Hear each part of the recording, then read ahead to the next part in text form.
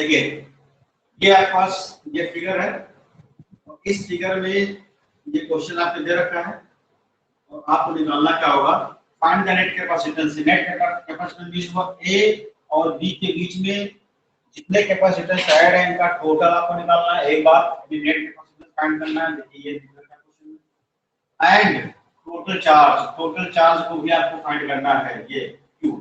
और एक बात क्वेश्चन में रखा है कि 100 वोल्ट सप्लाई इनके बीच ए और बी के बीच का जो वोल्टेज है वो 100 वोल्ट है। तो आपको टोटल चार्ज और नेट कैपेसिटेंस इतनी बातें आपको निकालनी है।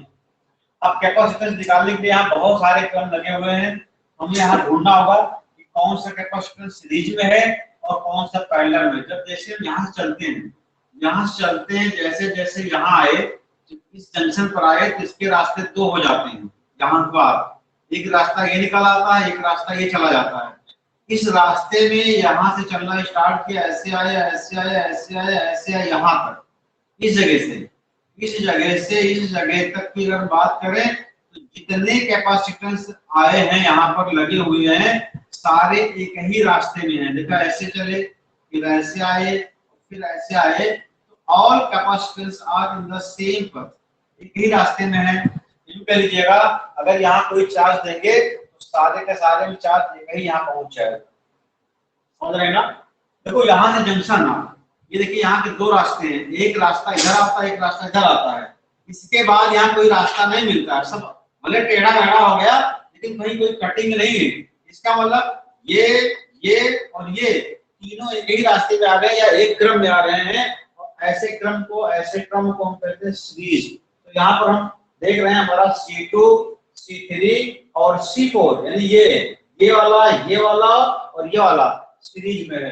सीरीज में है, मैं आपको कई बार बता चुका हूँ कि जब दो या दो से ज्यादा आपके कैपेसिटेंस किसी एक क्रम में हो, चाहे सीरीज में हो चाहे पैरेलल में हो, तो सबसे पहले हम इनका इक्विवेलेंट निकालते हैं। तो पहले क्या करेंगे, इसका इक्विवेलेंट फाइंड कर लेंगे। तो जो तीन चार यहाँ लगे हैं इक्विवेलेंट में इसका सिंगल हो जाएगा, जो भी वैल्यू आएगी इसका सिंगल हो जाएगा। और जब इतना काम हो जाएगा तो इसको देखेंगे इसका क्या सिस्टम बन रहा है। ठीक है, आइए चलते हैं भाई, आते हैं अपने काम पर। आपको दिख गया होगा ना, ये C1 नहीं होगा बेटा। C1 जब यहाँ पहुंचते हैं C1 से चले और यहाँ आते हैं, यहाँ इसके रास्ते दो बन जाते हैं। एक रास्ता इधर आ गया एक रास्ता इधर आ गया। इस रास्ते के यानी इस पॉइंट के बाद जितने मिलेंगे सब सीरीज में होंगे। और यहाँ अलग सिस्टम है, ये C1 नहीं सीरीज में होगा, ये सीरीज में होंगे। अब C1 कैसे आएगा, किसके साथ आएगा, क्या क्रम बनेगा, C1 का तो बात की बात है। लेकिन अब क्या करेंगे, पहले यहाँ तक की वैल्यू फाइंड करेंगे। यहाँ पे ठीक है, ये लिखेंगे बीच ब्लॉक को।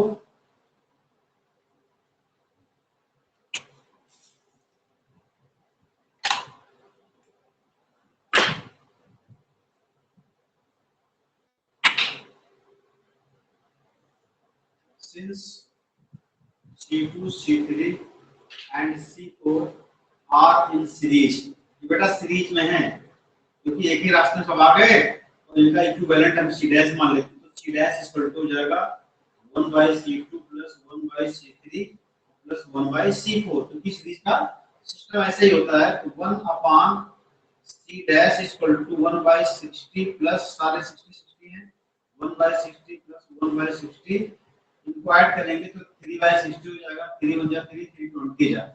This implies that 1/C dash is equal to 1/20. This implies that C dash is equal to 20 microfarad. यानी इतना आ गया। ये जो आपको ये मिल रहा था ये वाला, इसका सबका टोटल कितना आ गया, 20 आ गया। ये इसका इक्विवेलेंट हो गया। अब इसके बाद एक रास्ता ये है, इस रास्ते से चलकर हमें टोटल 20 माइक्रोफैराड पाया। आते हैं इस रास्ते पे, आते हैं इस रास्ते पे आए, यहाँ देखते हैं कि हमको क्या मिल रहा है, ये मिल रहा और ये मिल रहा है। C6 और C5 या C5 और C6, तो C5 और C6 एक दूसरे के साथ इसमें पैरेलल में है। लिखेंगे सिंस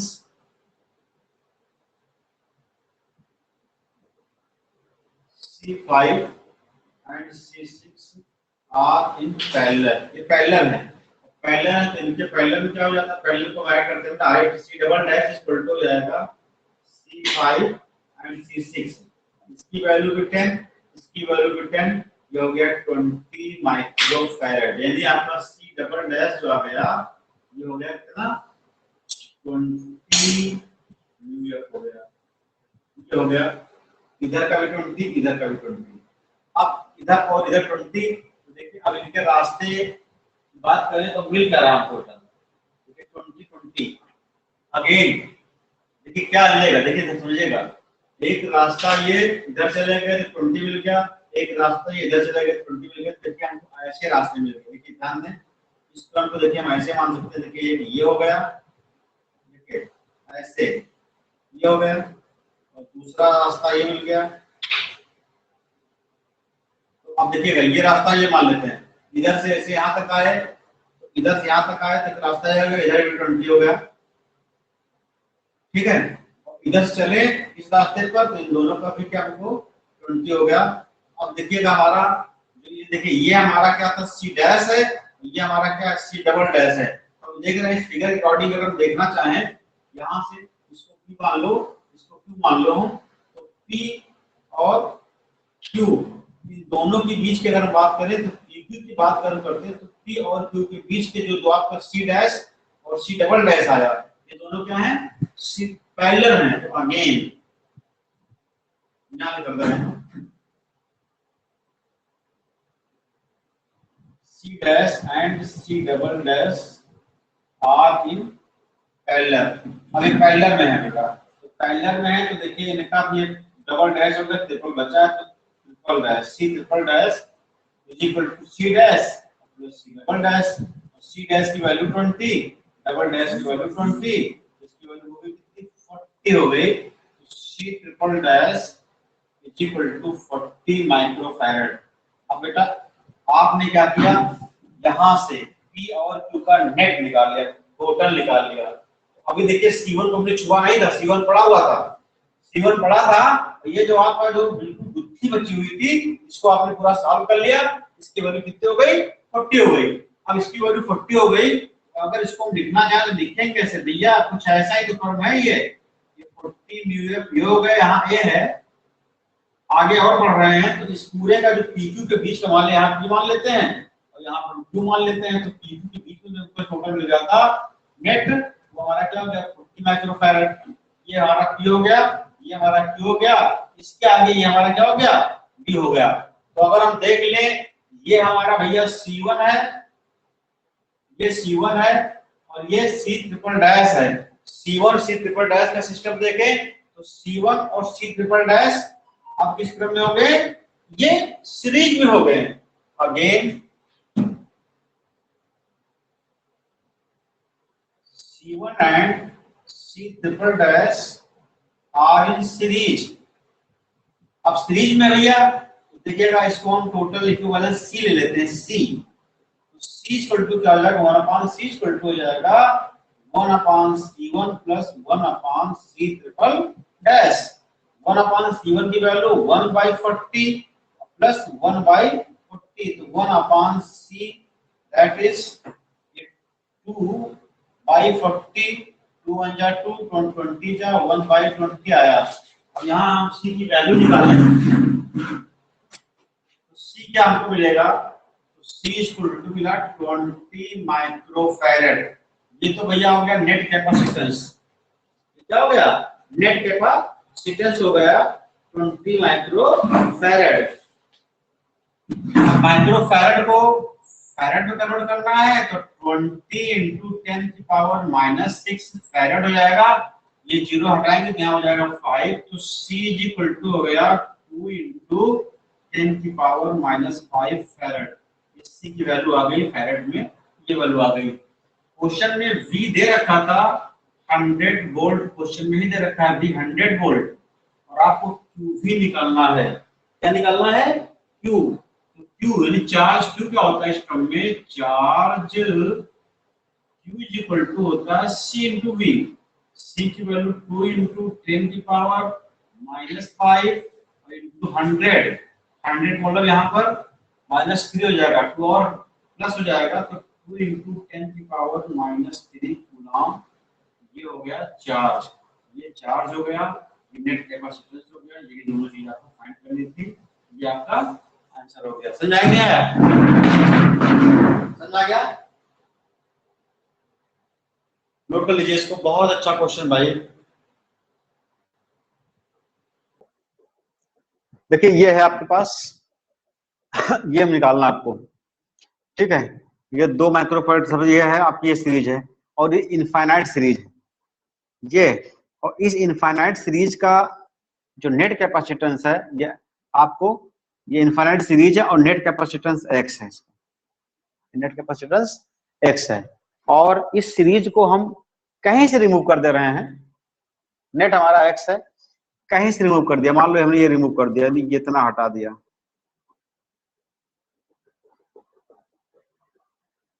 ये समझिएगा, इतना हटा दिया ये। तो चूंकि इन्फिनिटिव सीरीज है और टोटल इसका जो नेट है वो एक्स है, तो इधर हटा देंगे, तो हटाने के बाद यदि जो हटा देंगे, यूं कह लीजिएगा टोटल क्या एक्स है, एक्स को रिप्लेस कर दिया, ये सबको, ये जो आपकी जो सीरीज यहाँ से है ना, जहाँ डॉटेड है, यहाँ की सीरीज को हटा दिया, इन सबका जो टोटल है उन्हें क्या एक्स ले लिया, इसको हटाकर इस जगह हम एक्स को ऐड कर लेंगे, इस जगह जहां से हटाया, जहां से काटा नहीं, इतना काट दिया, उधर चला गया, इतना हमारा बच रहा है इधर, तो टोटल हमारा क्या है एक बात समझिएगा, यहाँ पर एक टर्म है बेटा, अगर हम इन्फिनिटिव सीरीज में किसी कैपेसिटेंस को रिमूव करते हैं तो उसके चार्ज पर कोई चेंजेस नहीं आते हैं, याद रखिएगा, यही इसका लॉजिक है इस क्वेश्चन का, कि सीरीज में, इन्फिनिटिव सीरीज में से अगर हम क्या करते हैं, रिमूव करते हैं, क्या रिमूव करते हैं, कैपेसिटेंस को, इन्फिनिटिव सीरीज में यदि कैपेसिटेंस रिमूव करते हैं तो उसके चार्ज पर कोई भी चेंजेस नहीं आते हैं, इसको हम लिख भी दे रहे हैं, in the case of infinitive network. देखिए इसको नोट कर लीजिएगा, मान लिया अभी याद रहेगा, ये इसी पे क्वेश्चन बेस्ड है ये, in the case of infinite network, if we remove one capacitance,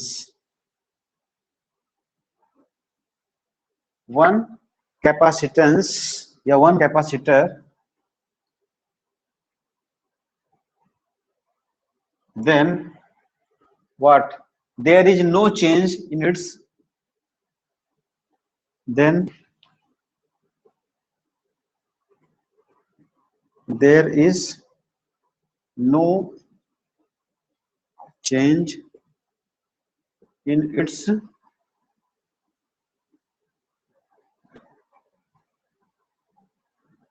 capacitance. देखिए मतलब क्या है, सीरीज में अगर ये आपका इन्फिनिटिव नेटवर्क है और इस नेटवर्क में से किसी भी कैपेसिटर को अगर हटा देते हैं तो उसके टोटल यानी नेट कैपेसिटेंस पर कोई चेंजेस नहीं आते हैं, ये लॉजिक है क्वेश्चन का, ठीक है। तो यहां से हम रिमूव कर दे रहे हैं। अच्छा एक काम और कर लेते हैं, let x be the effective capacitance,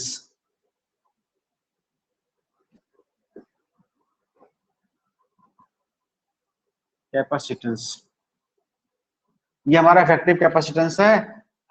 और फिर रिड्यूस सीरीज क्या बनी, वहां से रिड्यूस कर दिया तो रिड्यूस सीरीज क्या बनी आपकी, रिड्यूस सीरीज देखिए बेटा, रिड्यूस सीरीज हमको ये मिलेगी, यही देखिए मेन है, समझिए इस बात को, ये सीरीज मिली, यहां से जंक्शन आ गया आपका, ठीक है, ये इधर देखिए पॉइंट ए हो गया और ये पॉइंट क्या हो गया, बी हो गया, 2 माइक्रोफैरड, 2 माइक्रोफैरड, ठीक है। और ये जब रिड्यूस कर दिया तो इधर सब हट गया और इधर की वैल्यू हमारी क्या है, एक्स है, ये वैल्यू एक्स है, ये हट गई, तो ये वैल्यू हमारी क्या है, एक्स है। अब देखिएगा एक बात समझिएगा ध्यान से, यहाँ की बात करते हैं तो देखिए यहाँ ऐसे चलना स्टार्ट किया तो इधर से हमारे जंक्शन 2 आ जाते हैं, तो ये जंक्शन आता है तो एक देखिए एक रास्ता ये चला जाता है, लेकिन क्या है, ये 2 माइक्रोफैरड 2 म्यू एफ और एक्स, ये किसमें है, सीरीज सॉरी पैरेलल में है, since 2 mu F and x are in parallel, और पैरेलल में है तो हम इसका नेट मान लेते हैं, दोनों का नेट मान लेते हैं। तो CP ले लिया, CP, तो ये हमारा क्या आएगा 2 और प्लस x हो जाएगा, 2 प्लस x, ये भी हमारा क्या, चूंकि सारा म्यूएफ में, तभी हमारा क्या हो गया, म्यूएफ में हो गया।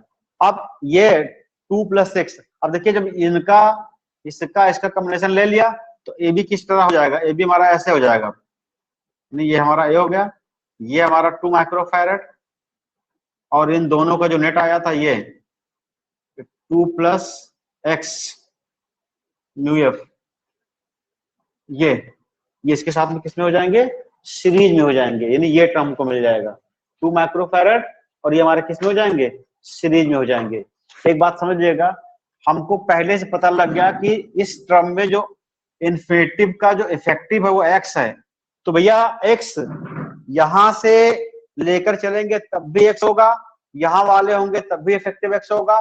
मीन कहने का चाहे जितने छोड़ दे, चाहे जितने एक साथ ले लें, सबका इफेक्टिव हमारा क्या आएगा, x आएगा, जो इफेक्टिव होगा वो x ही होगा। ये ऐड होने के बाद हमारे पास ये और ये बचते हैं, तो इनका जो नेट आएगा वो भी किसके इक्वल होगा, x के ही इक्वल होगा। यही देखिए, यही लॉजिक मेन है यहाँ पर बेटा। तो अच्छा यहाँ लिखा भी है, देखिएगा, in case of infinite network be remove, if be remove one capacitor then there is no change in its capacitance. अगर हम रिमूव कर देते हैं तो कोई भी चेंजेस नहीं होते हैं, या यूं कह लीजिएगा, अगर हम एक से ज्यादा कैपेसिटेंस ले भी लेते हैं तो उसके नेट कैपेसिटेंस में कोई चेंज नहीं आएगा। तो यहाँ रिमूव किया और या ले लिया, तो जैसे यहाँ हमारा क्या था, नेट x था, तो इन दोनों को लेंगे साथ, तब भी क्या होगा, इसका नेट x ही आएगा। अगेन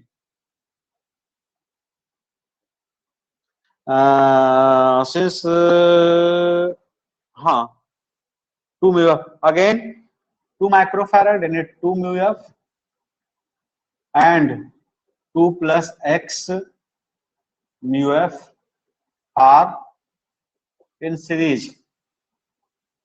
ये सीरीज हो गई, हाँ ये चीज, ये सीरीज हो गई, और सीरीज हो गई, हमको पता ना इस पूरे टर्म में जो हमने x माना है, इफेक्टिव माना है, तो ये हमारा क्या है 1/x, या यूं कह लीजिएगा 1/CS इक्वल टू 1/, ये 2 हो जाएगा, ये 1/2, देखो ये 2 माइक्रोफैरड, ठीक है, प्लस 1/2 प्लस x, ये चीज CS यानी टोटल इफेक्टिव, और इफेक्टिव हमारा है क्या, x है यहाँ पर 1/2 और प्लस 1/2 प्लस x। इसको ट्रांसपोज कर लेते हैं इसको,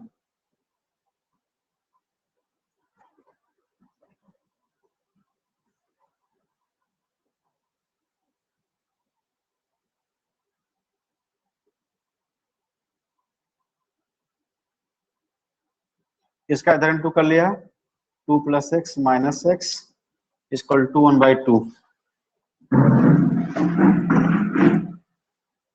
यहां से इसको कैंसिल कर लिया, इसको ऐसे इंटू करेंगे तो यहाँ हो जाएगा कितना, 4 हो जाएगा, तो हमारा आएगा x² plus 2x is equal to 4, x² plus 2x minus 4 equal to 0 हो गया। इसको सॉल्व करते हैं, तो इसको हम पाइथागोरस थ्योरम अप्लाई करें, सॉल्व करेंगे तो x इक्वल टू फॉर्मूला होता है minus B plus minus under root B square minus 4ac। इसका यूज करके हम सॉल्व करेंगे 2a, तो v की वैल्यू है 2 minus 2 plus minus under root 2 square minus 4 into 1 into minus का 4 अपॉन 2 इंटू 1, एक वैल्यू 1 है, यहाँ क्या आया -2 plus minus under root 4 plus 16/2 that is -2 plus minus 20 upon 2 -2 plus minus आएगा 2√5/2। आगे सॉल्व कर लीजिएगा, ये हमारा आया 2 कॉमन हो जाएगा, जो भी आएगा आंसर आएगा। नोट कर लीजिए, इसको नोट कर लीजिए, जल्दी करिए।